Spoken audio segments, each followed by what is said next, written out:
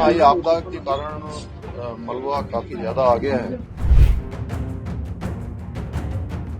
बचाव के काम तेजी से चल रहे हैं।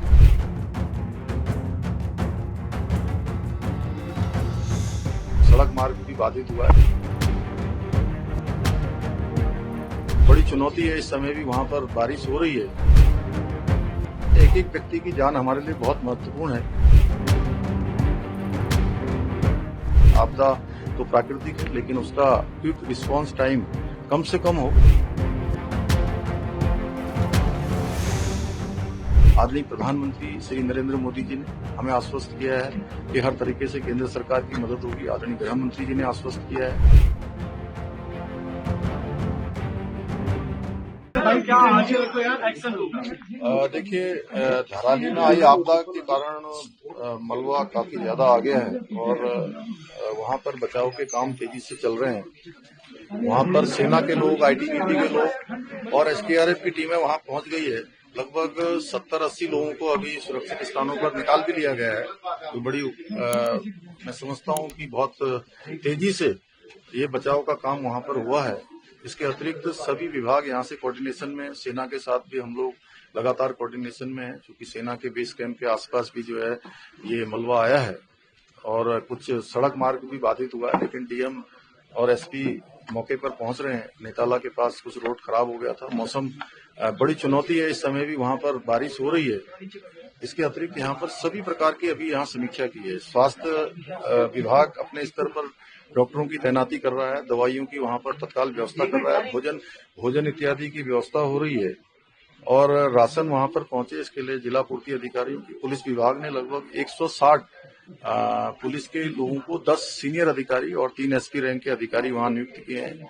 3 नोडल अधिकारी यहां से भी नियुक्त हुए हैं। मुख्यमंत्री कार्यालय से गृह सचिव शैलेश बगोली को इसके पूरे समन्वय की जिम्मेदारी दी गई है। आशीष चौहान पूरे जो हेली सेवाएं इत्यादि संचालित होंगी उन सब व्यवस्थाओं को संभालेंगे और जो रोड इत्यादि बनानी है उसके लिए पीडब्ल्यूडी डिपार्टमेंट के हमारे सचिव, सिंचाई विभाग के, चूंकि वहां पर एक झील भी बन गई है जिससे हालांकि पानी ऊपर से ओवरफ्लो होने लगा है, उसको भी डिस्चार्ज करना है।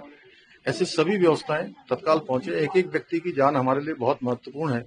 हर एक को बचाने के लिए हम हर संभव प्रयास कर रहे हैं। आपदा तो प्राकृतिक है, लेकिन उसका क्विक रिस्पांस टाइम कम से कम हो, वही हमारा एक मंत्र भी है। उसी मंत्र के आधार पर काम कर रहे हैं। आदरणीय प्रधानमंत्री श्री नरेंद्र मोदी जी ने हमें आश्वस्त किया है कि हर तरीके से केंद्र सरकार की मदद होगी। आदरणीय गृह मंत्री जी ने आश्वस्त किया है, मैं उनका भी धन्यवाद करता हूं। हमारा प्रयास है कि कल सभी प्रकार की जो है सेवाएं वहां पर सुचारू रूप से हों। बिजली विभाग और ऊर्जा हमारा उत्तराखंड जल विद्युत निगम दोनों मिलकर जो वहां पर अभी बिजली को रिस्टोर करना भी हमारी प्राथमिकता है। आज रात तक वो हो जाएगा। इसके साथ साथ टावर भी वहां पर जो इससे प्रभावित हुआ है, जिसके कारण से कनेक्टिविटी की, फोन इत्यादि की जो इंटरनेट सुविधाएं वहां पर बाधित हुई हैं, उसको भी हम लोग तत्काल कर रहे हैं।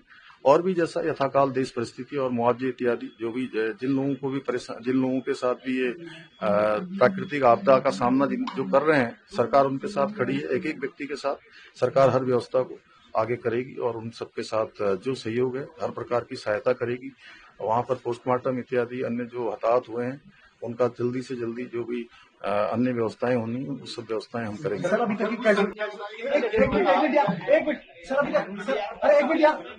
तक कितनी कैजुअलिटी रिपोर्ट हुई है, कितने लोग फंसे हुए हैं और देखिए, अभी तक 70 लोगों को हमारे उस गांव से, वहां से, उस नगर से निकाला गया है और सभी लोगों को निकालने की कार्रवाई हो रही है। सुरक्षित स्थानों पर उनको पहुंचा दिया है। सभी इस प्रकार की जो व्यवस्थाएं हैं वहां पर सेना और आईटीबीपी और एसडीआरएफ के लोग मिलकर कर रहे हैं।